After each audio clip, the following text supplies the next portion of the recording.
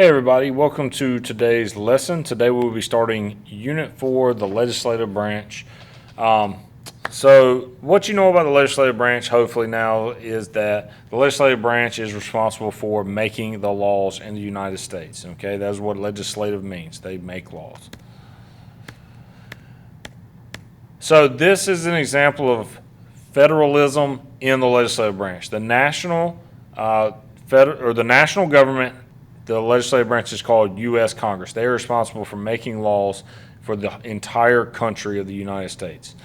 The state legislative branch is called the North Carolina General Assembly, and they are responsible for making laws for the state of North Carolina.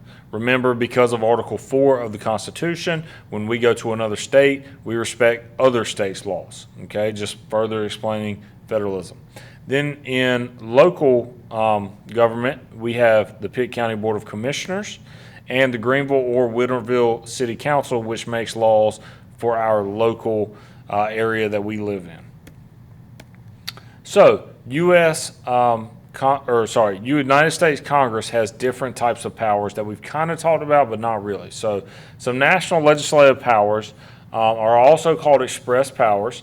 They have the power to make federal laws, coin money, regulate military, declare war, all those things that we talked about in express powers last unit. Then you have state legislative powers, which are also called reserved powers. Those are powers that are given to states by the 10th Amendment. It says that all states have reserved powers for anything not expressly written in the Constitution. They make state statutes. That's not statute. A statute is just a fancy word for a state law. The state legislative group is the General Assembly, which is responsible for setting up public schools, holding elections, taxing people within the state, and setting up marriage rules. And then there are local legislative powers. They are responsible for making local ordinances. An ordinance is just a fancy word for a local law. They set city and county taxes, they set city curfews, and they do zoning. Put a little star in your notes next to zoning. There are different areas that have different purposes and have to be zoned as such. So you have residential areas, commercial areas, agricultural areas, and industrial areas. And the reason that you can't have these interacting with one another is because, say, in a residential area where people live, you can't have a commercial area where there's a business, because then you would constantly have people coming back and forth in and out of the neighborhood. Like imagine if there was like a McDonald's in the middle of the neighborhood across the street from South Central.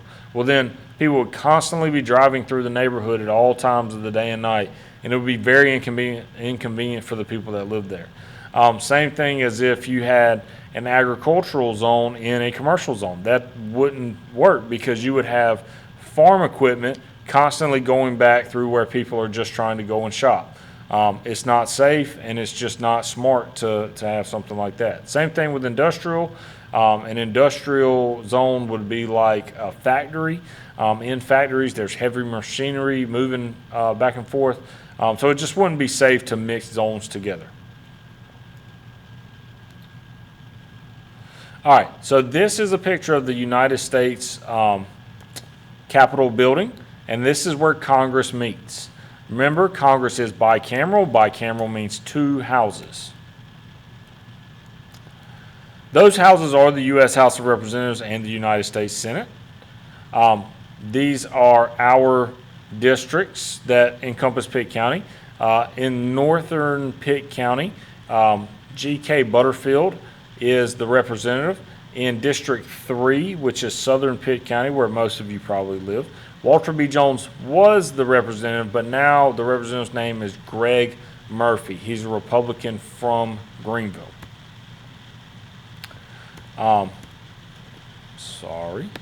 So taking a look at the U.S. House of Representatives, remember, it is based on the Virginia plan. There are 435 members that could change with the census every 10 years. It is based on population. North Carolina currently has 13 districts, and so we have 13 representatives in Congress. The House of Representatives is led by the Speaker of the House. The current Speaker of the House's name is Nancy Pelosi. She is a Democrat from California. And they serve 2-year terms, which means they run for office every 2 years.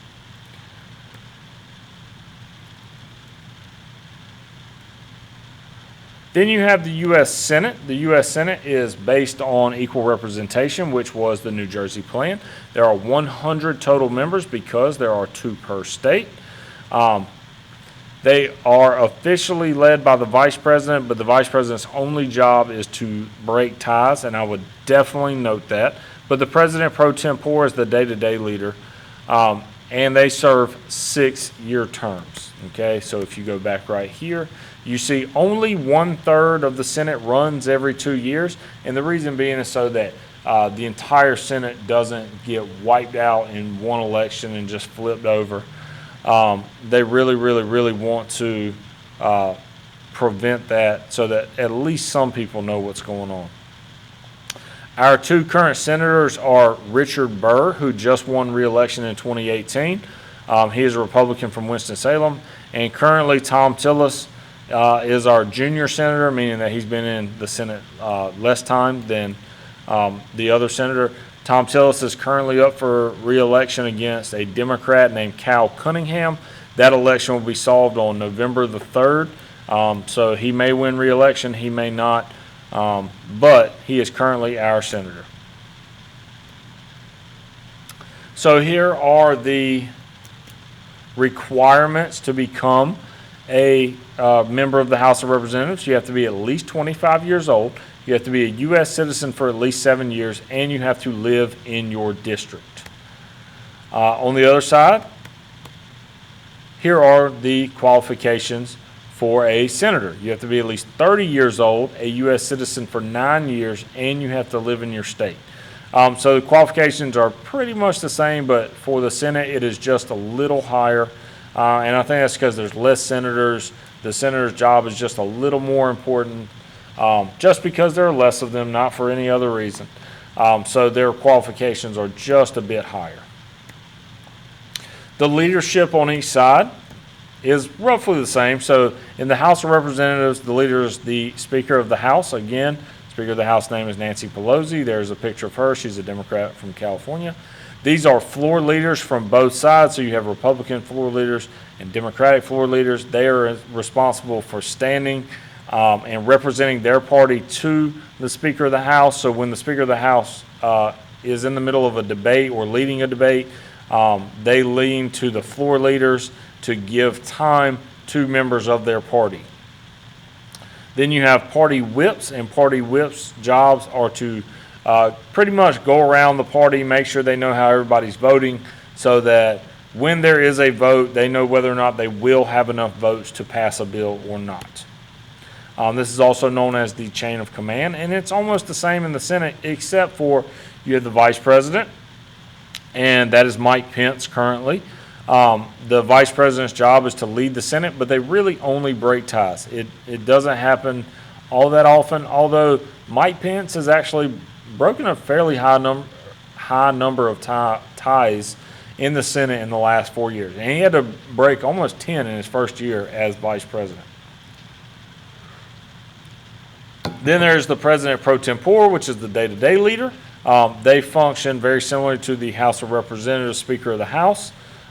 They stand at the front. They make sure that people are getting the proper amount of time to talk. They make sure that, everything's okay. And so then it's to the floor leaders and also the party whips, which is just the same as the House of Representatives. Side note, who's in line for the president? So obviously the president is the president. The next person in line will be the vice president. If the president and the vice president were for some reason to die or resign at the same time, then the Speaker of the House would become president. And third in line would be the president pro tempore.